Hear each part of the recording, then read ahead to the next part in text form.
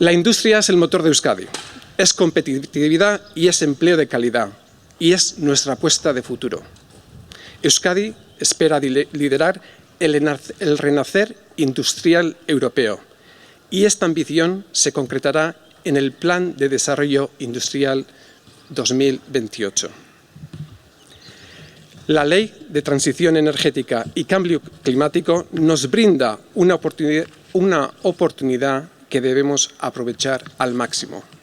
Vamos a invertir en eficiencia energética en el ámbito industrial, agilizando el desarrollo de energías renovables y restaurando nuestra diversidad ecológica.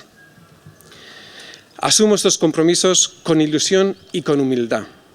Estos retos son muy complejos y requieren de colaboración continua y visión a medio-largo plazo.